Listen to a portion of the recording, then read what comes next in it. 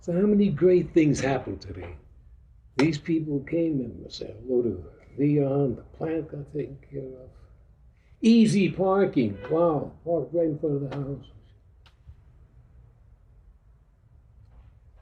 Put a nice turn on something that had been bothering me. Brings to mind that they say that this is a very tough planet. I believe it. And that it's meant only for tough, hard, stout-hearted souls who can take it. Yeah. And the fact that it rains and you get it pinged in your car and you get a ticket and this happens and that happens and they cancel you off Blue Cross because you got, a terminal toothache and all that. It's still a beautiful, beautiful day. Still a beautiful planet. Yes, a bunch of junk happens, but that does not mean that your life is worse or that life is less worth living. That's the trip we're on. There's a bumpy road. Take your Kleenexes and tie up your seatbelt. As Betty Davis said, aging ain't for sissies. And believe me, mathematically speaking, from the moment you're 2 days old, you're aging.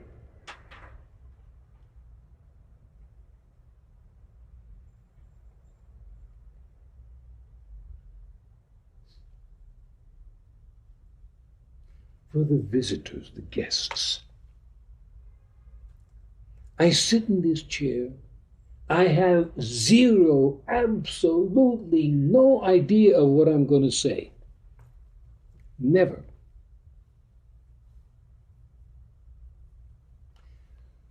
Trusting that I open up and things come out. I say this, I say that. And it used to surprise me years and years ago. Wow. And as somebody was saying to me, but of course I forgot who, that you're going to go out and you're going to do your thing and you never know when is it going to be dead. When do you pick up your trumpet, walk on stage, and nothing happens?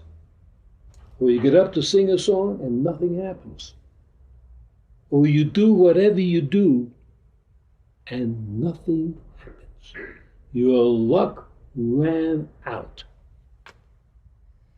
I've been saying that for since the day I ever said hello. It hasn't run out yet. With a little luck, it won't run out tonight. One thing that we live, at least according to me, we live in a chaotic universe. Absolutely chaotic. No plans. Nothing is going to happen the way it should. Everybody's got a plan. That a total mess.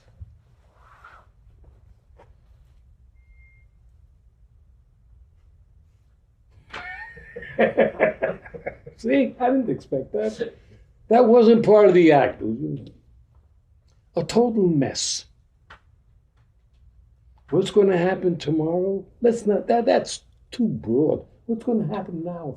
I don't know. People cross the street, bang, hit by the Fifth Avenue bus. You know how many years you have to wait to get your money from the Fifth Avenue bus company? Try starting with 20.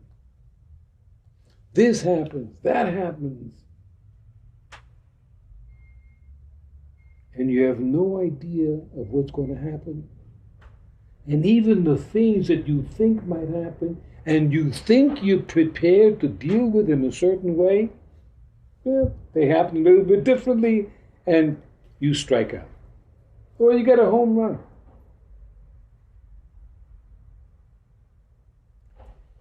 It's like in martial arts training, and white shirt does this, and black shirt does that. And white does this, black does that. And we dance this choreography. It's very, very nice. And somebody said, oh, very good, terrific. And you walk down the stairs and a 10-year-old kid picks up a baseball bat and hits you in the shins, and that's that. Because you've been practicing a dance. And we come to believe that life is like that kind of dance. You're going to go this, and I'm going to go that. And yet I propose, look and see that every moment, every instant is chaos. Will the United States be here 6 months from now? I don't know. Rome didn't make it past a certain date, and once Spain was in charge of everything, and England was king of the high seas, and all this stuff, and changed.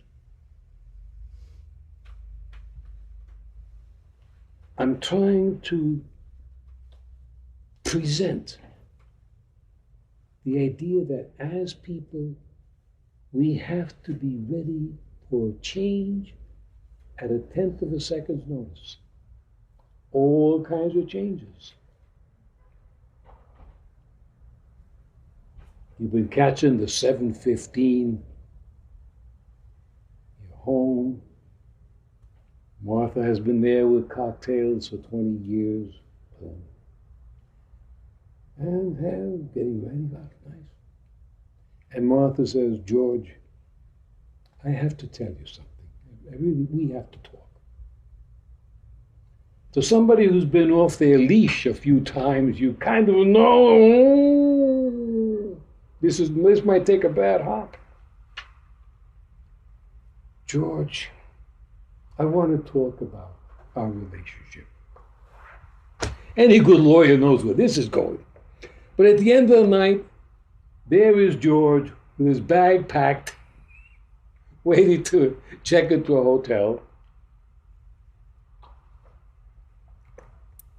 And the marriage of umpteen years with umpteen kids and thises and those is over. And tomorrow the lawyers have entered the ceremony. You didn't expect that when you took the train home from the office, but it's here now. You didn't expect? Yeah? Well, it's the police. What's it about? It's about your son. My son? My darling sweetheart son? Yay, he picked up an axe and killed a couple of people in Queens. Can't be. I beg you to observe and really eat this, that we all have a plan for a very nice life, a few deviations, but they're all nice. Instead of spending the winter in Sarasota, you spend the winter in Cold Spring. That's no problem. But it doesn't play that way. And unless people are very prepared, when that kind of stuff happens, they really fall apart. So I'm here to say, hey, learn to live this way. What's going to be happening a year from now? I don't know. Holy smoke. It's a long, long time. I'm struggling to see what's going to happen within the next hour. Living in chaos. Okay. You talk to your friend at the bar. Oh man, I'm going to sell this car. The car's running great, but man, I need the money for shopping. So okay. Okay, you're going to buy the car? Yeah, I'll buy the car. Okay, it's a good price. It's a good price. Next morning, you receive a call. Gee, I'm sorry, man. Must have been the martinis talking. My wife says I can't sell the car. We used to call that just plain old bar talk. But in this little bumpy planet, bar talk happens most of the time. Most of it is bar talk. Here and there's a few spare beings who really say something like it's written in stone. I'm one of them. Going to call me at 8 o'clock. Don't call me at 8, at 1 minute after 8. It tells me that you're sleeping in me. Snooze elsewhere, man. Because I'm there at 5 minutes to 8.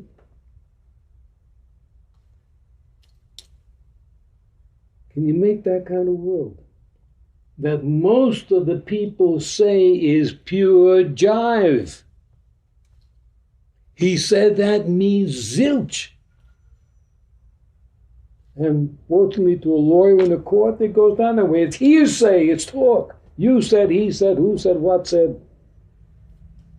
But people's lives are jive, and they talk jive, and they communicate in jive.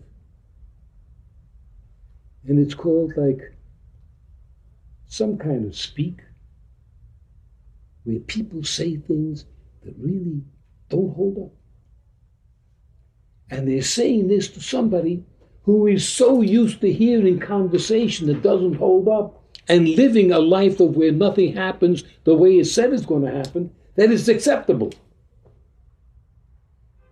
So now if you say, yes, I will, and you will, oh man, this cat's intense, you can't talk like that.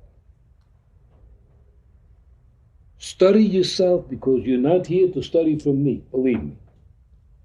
Study yourself and see how much of your talk is jive and shock and dance.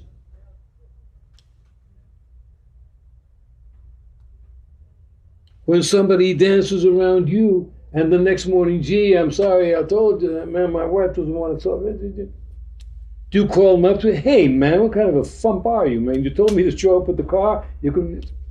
No, oh, sure, that's okay.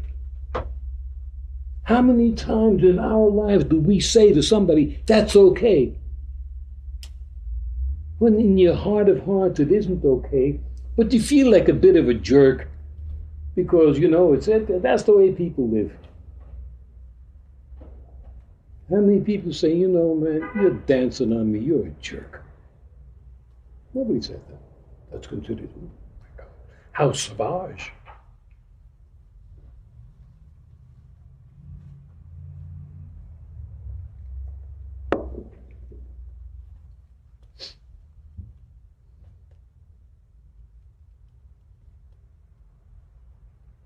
How do you live in life once you looked all the way deep into yourself, between your toes even, and seeing what an utter jerk you are?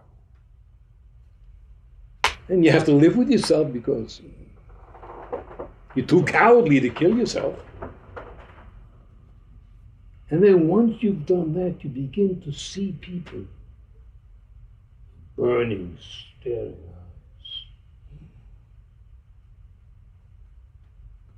And everyone you look at is stuff and nonsense. They're made out of the same crap that you're made out of. And people in this room and in this work have one or two advantages. It takes years to see just where you are, what your limitations are, what you can't do, your broken promises to yourself and to others. You see this person called you, and you say, holy smoke, that can't be me. Oh my God, I suspected you. That's bad. And then you turn around and look at all the other deer bipeds. You see that they're made of the same stuff. What do you do then? Well, because you're doing it. you have to, know what you're doing. What do you do then?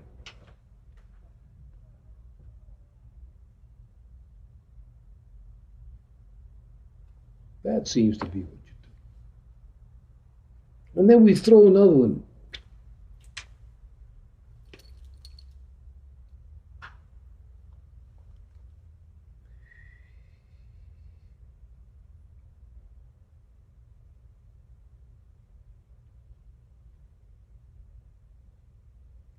Don't ever expect from people what they ain't got to give. And that happens all the time. all the time, 24 hours a day. But the fact that it happens somewhere doesn't mean nothing. How it happens in your existence, from you and towards you. And I always give the example of my dear dog, Harry. You know Harry. No, you know Harry. You know Harry.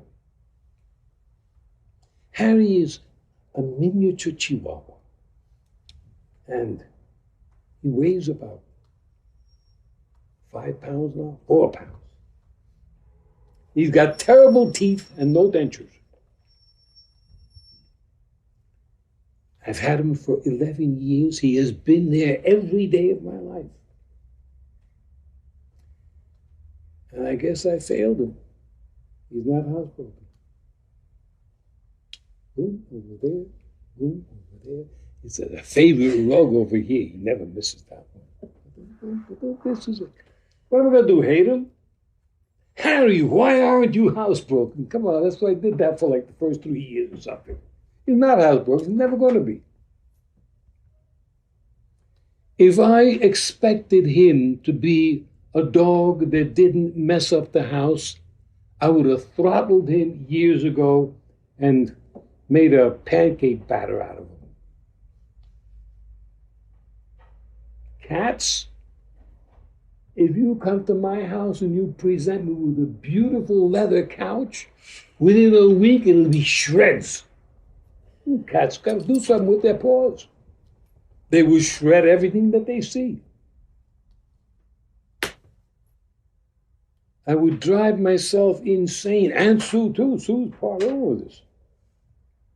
We would drive ourselves absolutely nuts if we expected these pets to be different. Having had that experience, I don't expect my neighbor to be different, my brother and sister if I have one, the cop on the corner, the president, or anybody else. They can't be different than they are. So if you have shrewd, astute eyes, you'll take a quick look at what somebody is real fast and thoroughly within the first 10 minutes, then you won't be surprised anymore. I can't believe Sam did that. I mean, this man is a saint. He's a wonderful guy. He's home every night. 13 years. What, is he running for president or something?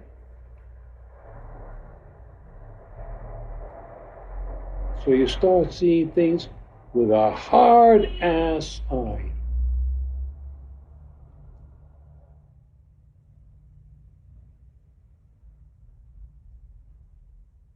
People promise, people lead on, they mean to, they say a zillion things that in reality they can't come through with. Too bad for them and too bad for anybody who takes it seriously like it's going to really happen. It ain't going to happen.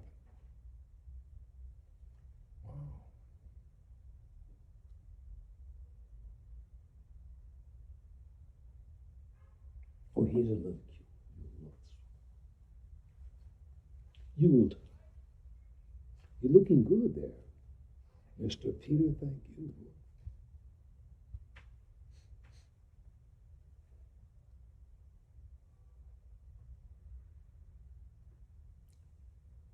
This is the fourth way for the newcomers. You know, the old timers, they know this to death. They're going to fall asleep in my act here. However, I change a few hairs every now and then. It just happens as I get older. So obviously it ain't going to happen that much more. There was a time that I started out as a psychoanalyst, a real psychoanalyst. You lie down on the couch and I sit here, yes, real psychoanalyst. You know, in the state of New York, you cannot study Jungian type psychoanalysis. Illegal. Your psychoanalytic institute must be Freudian. That's the law. Everything else is airy or fairy or wishy-washy. It's got to be Freudian. I did it.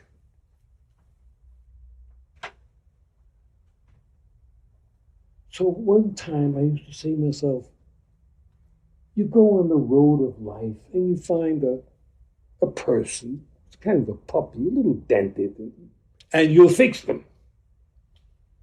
Bring them back to health, bring them to functioning. You'll be happier, they'll be happier. That's really what God wants anyway you do. And you do that. Entre nous, it isn't that exciting. But by this grizzled and gnarled old age, I don't pick up any more puppies. My idea of a ball is somebody that's cooking at this level, which is a pretty nice swinging level. And I say, well, if this car is capable of doing 220 miles an hour, to get him into the Indy Raceway, this car's got to do 245 an hour. For X amount of huge dollars, I will undertake to put your car in that kind of a condition. I do not repair broken down flivvers that are able to make it from the Bronx to Brooklyn and back. No, I don't do that. So with great pains, I say to people, whatever your wildest and biggest dream is, what it isn't conceivable, lay it down here and I'll work on it with you.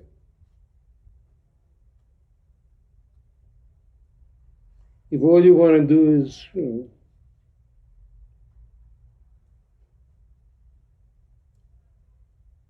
create cars that go from here to Brooklyn, have a nice time. Don't count me in.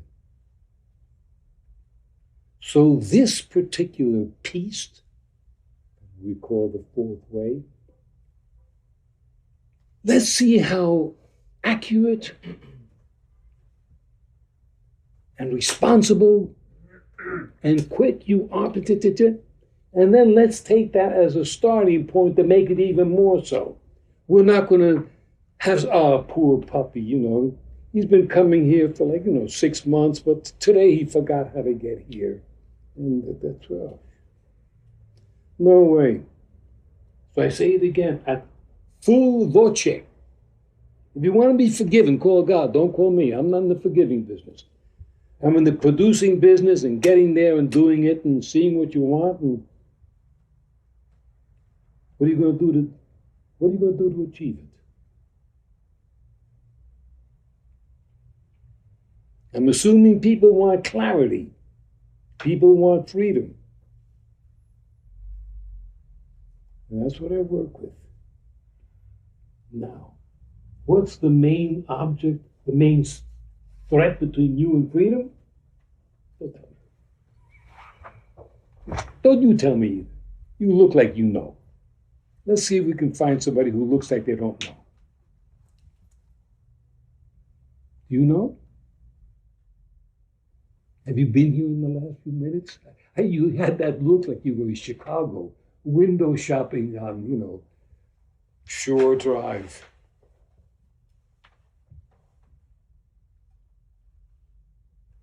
You only have one enemy in the world, and that's you. Today I spoke to somebody from LA. I explained the concept that there is something called the spirit of gravity, which is a force, like the magnetic force exists. The law of gravity exists. This is, in my unhumble opinion, a belt of energy that goes around the world. And this belt of energy lives and eats and grows chunky with the suffering of man. It does all it possibly can, and it is a force to be reckoned with. To have whatever you do get destroyed, banged, beat up, and because it lives, it thrives, kind of a vampire that drives on man's tears and failure. And whatever you do, It's worthwhile to remember, but don't take my word for it, because you're here to get ideas as to where to look. Look for the idea that whatever it is you try to do, there's another idea that comes up, another something that is looking to sabotage everything you do. And it will continue forever. You'll learn to be stronger and faster. It will also get stronger and faster. If you don't stay a step ahead of it, it will destroy you and wipe you out, and all your dreams will be a pile of rubble laying somewhere. And if you don't know how to fight well with the spirit of gravity, it ain't going to happen. It'll eat you up and destroy you.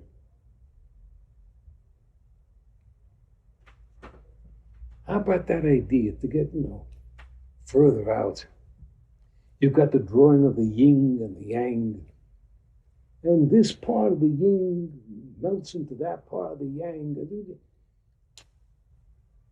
There is no part that's 100% white and another part that's 100% black. There's a little bit of the black getting into the white, a little bit of sabotage in there, a little bit of the white that's getting into the black. And this is the way you are. I want to go north. And then there's something called the third force. It's equivalent to the Holy Ghost for the Christians. It says, I want to go north. And believe me, if you look, bro, you'll find it. There's another thing that says, I want to go south. I want to go north. I want to go south. And you could sit there for the next 5,000 years wanting to go north, wanting to go south. But there's the third force that says, let's go north.